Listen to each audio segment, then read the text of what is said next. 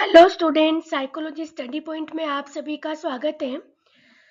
अंतर्दृष्टि का सिद्धांत यानी सूझ का सिद्धांत मैंने आपको पहले स्टडी करवाया है। उसी सिद्धांत से संबंधित विशेषताएं मैं आज आपके सामने लेकर आई हूँ।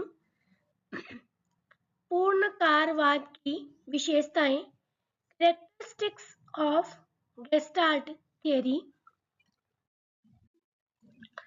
नंबर 1 है स्थिति की व्यवस्था, अरेंजमेंट ऑफ सिचुएशन। सूझ उत्पन्न होने में सरलता तभी होती है जब हम समस्या से संबंधित सभी अंगों को इस प्रकार से व्यवस्थित कर लेते हैं कि उनमें संबंध देखा जा सके, जैसे डंडा और केला एक ही सीध में रखे जाए। नंबर 2 है पुनरावृत्ति, रिपीटेशन। सूझ में कार्य की पुनरावृत्ति सही तरीके से होती है, उसमें गलती की संभावना नहीं रहती है, अतः सीखने का स्थायित्व होता है। नंबर 3 है स्थानांतरण, ट्रांसफर। सूझ के द्वारा सीखा गया ज्ञान स्थानांतरण में उपयोगी होता है। इसमें साधन और साध्य के बीच संज्ञानात्मक संबंध होता है। नंबर 4 अनुभव, एक्सपीरियंस। सूझ व्यक्ति के अनुभव पर निर्भर होती है। जितना अधिक अनुभव सीखने वाले को होगा, उतनी ही सूझ का प्रयोग वह सीखने में कर लेगा। नंबर 5 यह सिद्धांत वन मानुष पर प्रयोग करके प्रतिपादित किया गया है, जिसमें कुछ बुद्धि होती है और सूझ होती है। इसलिए यह सिद्धांत मनुष्य के सीखने की प्रक्रिया की सही व्याख्या करता है। किसी भी आयु के मनुष्यों में बुद्धि होती है, सूझ होती है और वे प्रायः सूझ द्वारा ही सीखते हैं। नंबर 6 यह सिद्धांत किसी भी वस्तु, स्थिति अथवा क्रिया के उसके पूर्ण रूप में प्रत्यक्षीकरण पर बल देता है। किसी भी आयु के मनुष्य किसी वस्तु, स्थिति अथवा क्रिया का प्रत्यक्षीकरण उसके पूर्ण रूप में ही करते हैं। नंबर 7 यह सिद्धांत पूर्ण से अंश की ओर चलकर सीखने पर बल देता है। प्रत्यक्षीकरण पूर्ण का ज्ञान उसके एक एक अंश का इस प्रकार सीखा हुआ ज्ञान स्पष्ट एवं स्थायी होता है। नंबर 8 सूझ का बुद्धि से संबंध होता है। अधिक बुद्धि वाले प्राणियों में सूझ अधिक होती है। साथ ही सूझ द्वारा सीखने पर मनुष्यों के पूर्व के अनुभवों का भी प्रभाव पड़ता है। इसका यह अर्थ कदापि नहीं कि अधिक अनुभवी की सूझ भी अधिक होती है। नंबर 9 यह सिद्धांत समस्या समाधान पर बल देता है। इससे 3 लाभ होते हैं। पहला यह कि इस विधि से सूझ अथवा समस्या समाधान से सीखा हुआ ज्ञान स्थायी होता है। दूसरा यह कि इस विधि से सीखे हुए ज्ञान का दूसरी परिस्थितियों में प्रयोग किया जा सकता है। और तीसरा यह कि इस विधि से सीखने वाले अपने जीवन में आने वाली समस्याओं का हल करने में सफल होते हैं। नंबर 10 साहचर्य के विरोध के परिणाम स्वरूप पूर्णकारवाद का उद्भव हुआ। नंबर 11 गेस्टाल्टवाद के समर्थकों ने एकीकरण पर विशिष्ट बल दिया। नंबर 12 परीक्षण की कसौटी पूर्णकारवाद की देन है। नंबर 13 पूर्णकारवाद के समर्थकों ने संश्लेषण पर भी जोर दिया है। नंबर 14 पूर्णकारवाद के अनुसार बालक एक यंत्र नहीं है, क्योंकि वह पशु की तुलना में अधिक विवेकशील होता है। नंबर 15 गेस्टाल्टवाद के अनुसार व्यवहार की उद्दीपन अनुक्रिया व्यर्थ है। नंबर 16 बालक समग्र परिस्थिति के प्रति अनुक्रिया करके सीखता है। नंबर 17 पूर्णकारवाद के समर्थकों के अनुसार इंद्रिय संवेदना व्यर्थ है। अंतर्दृष्टि से सीखने की विशेषताएं। नंबर 1 यह किसी समस्या का निराकरण करते समय अचानक ही पैदा होती है। नंबर 2 व्यक्ति का बौद्धिक स्तर उच्च होता है, इस कारण उसमें अंतर्दृष्टि का विकास अत्यंत तीव्र गति से होता है। नंबर 3 इसके द्वारा प्रत्यक्षीकरण में सहायता होती है। नंबर 4 आयु भी अंतर्दृष्टि को प्रभावित करती है। प्रौढ़ों की अपेक्षा अल्पायु के बालकों में अंतर्दृष्टि कम कार्य करती है। नंबर 5, पूर्वानुभव भी अंतर्दृष्टि को प्रभावित करता है, लेकिन यह प्रत्येक स्थिति में आवश्यक नहीं है। नंबर 6, अंतर्दृष्टि अवबोध पर आधारित होती है।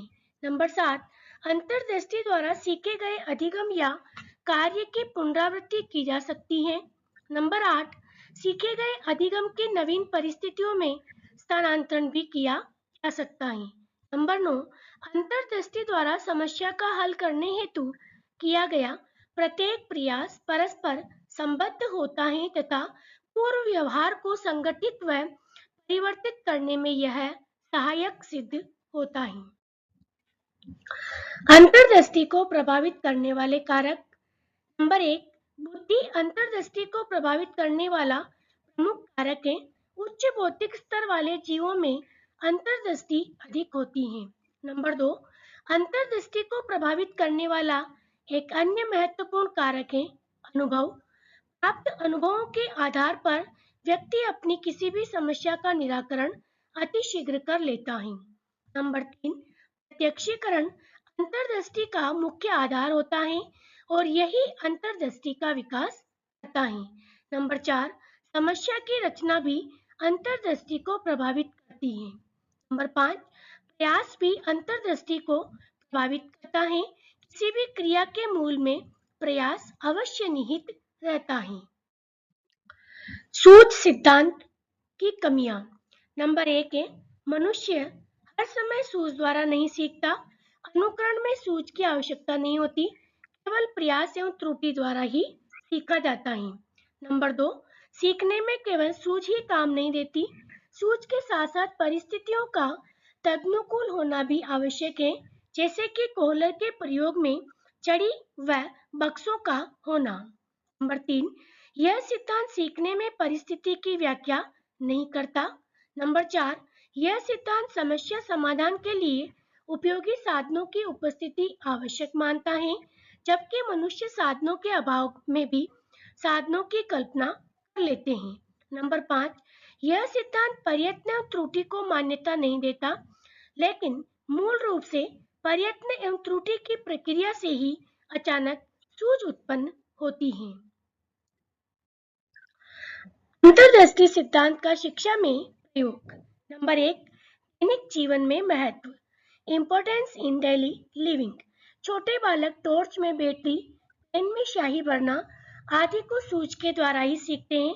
कभी कभी तो अचानक सूझ उत्पन्न होकर आश्चर्यचकित कर देती हैं। नंबर 2, सृजन में उपयोगी। Useful in creativity. संसार की सभी उपादेयताएं सूझ के ऊपर निर्भर करती हैं। खोज कार्य सूझ के ही परिणाम है। नंबर 3, सौंदर्यानुभूति। सूझ के द्वारा ही कला, साहित्य, संगीत आदि विधाओं का विकास हुआ है। सौंदर्य विकास के लिए तो महोदय सूझ को आवश्यक मानते हैं। नंबर 4, आदत निर्माण।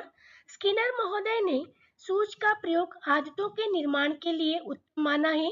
सूझ के द्वारा लिया गया निर्णय लाभदायक होता है। नंबर 5, समस्या समाधान। शिक्षा के क्षेत्र में बालकों के सामने समस्याएं उत्पन्न होती हैं। सूझ के द्वारा उनका हल बालक स्वयं ही निकाल सकता है। गेट्स महोदय ने स्वयं खोज के लिए सूझ को उत्तम माना है। नंबर 6, लक्ष्य प्राप्ति। ड्रेवर महोदय ने लक्ष्य प्राप्ति में सूझ का महत्व माना है। सूझ बालक को किसी लक्ष्य को प्राप्त करने में उचित व्यवहार पर आधारित चेतना प्रदान करती है। नंबर 7, सूझ बुद्धि पर निर्भर करती है, इसलिए बच्चों के लिए पाठ्य सामग्री का निर्माण करते समय उनके बौद्धिक विकास को सामने रखना चाहिए। नंबर 8, सूझ आयु व परिपक्वता पर निर्भर करती है, इसलिए बच्चों की आयु को पाठ्यचर्या के निर्माण के समय ध्यान रखना चाहिए। नंबर 9, यह सिद्धांत सूझ द्वारा सीखने पर बल देता है।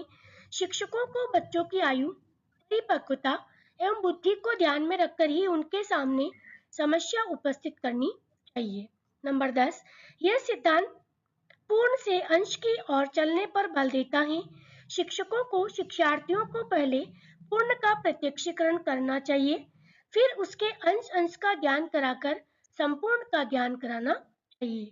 नंबर 11, यह सिद्धांत इस तथ्य की ओर भी संकेत करता है कि पढ़ाते समय शिक्षक शिक्षार्थियों को सीखने के लिए तैयार करें और प्रक्रिया के दौरान समय समय पर उन्हें प्रोत्साहित करते रहें ताकि उनमें जिज्ञासा एवं रुचि जागृत रहे। साथ ही शिक्षक शिक्षार्थियों को उनके द्वारा अर्जित पूर्व अनुभवों का उपयोग करने की प्रेरणा भी दे। नंबर 12, विद्यार्थियों के समक्ष समस्या को समग्र रूप में प्रस्तुत करना। नंबर 13, अंतर्दृष्टि द्वारा अधिगम में विषय वस्तु के प्रारूप संगठन का विशेष महत्व होता है। इसलिए अध्यापक द्वारा विषय वस्तु को इस रूप में प्रस्तुत किया जाना चाहिए कि वह समस्या के समग्र को स्पष्ट कर सके। नंबर 14, विद्यार्थियों को मानसिक रूप से तत्पर बनाने हेतु शिक्षक को अनुकूल वातावरण बनाना चाहिए और विद्यार्थियों को उनकी पूर्व धारणाओं से मुक्त करना चाहिए। नंबर 15, विद्यार्थियों के ध्यान को समस्या पर केंद्रित करने हेतु शिक्षक को उनकी जिज्ञासाओं को यथावत रखने चाहिए क्योंकि जिज्ञासा के अभाव में सूझ का विकास नहीं हो सकता। नंबर 16, विद्यार्थियों में अंतर्दृष्टि का विकास करने हेतु शिक्षक का कार्य उनकी अंतर्दृष्टि के अनुकूल होना चाहिए क्योंकि विद्यार्थियों की क्षमता के प्रतिकूल कार्य होने पर उनमें अंतर्दृष्टि का विकास नहीं हो सकता। नंबर 17, छात्रों के पूर्व अनुभव के संगठन पर भी शिक्षक को ध्यान देना चाहिए क्योंकि अंतर्दृष्टि द्वारा अधिगम में अनुभव अधिक सहायक सिद्ध होते हैं। नंबर 18, प्रेरणा का अंतर्दृष्टि में अत्यधिक महत्व होता है। उद्देश्यों का स्पष्ट ज्ञान न होने पर छात्रों में अंतर्दृष्टि का विकास नहीं हो सकता। अतः अध्यापक उद्देश्यों को स्पष्ट करके छात्रों को अभिप्रेरित कर सकता है। नंबर 19, अंतर्दृष्टि के माध्यम से अधिगम का विकास एक एक पद करके शनि शनि होता है। इसलिए अध्यापक को विषय वस्तु छात्रों के समक्ष छोटे छोटे पदों में प्रस्तुत करना चाहिए जिससे उनमें अंतर्दृष्टि विकसित हो सकती है।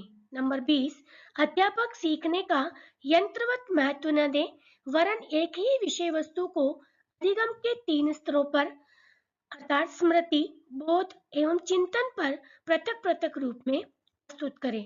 नंबर 21, अध्यापक अंतर्दृष्टि का प्रयोग समस्या समाधान के लिए करना चाहिए।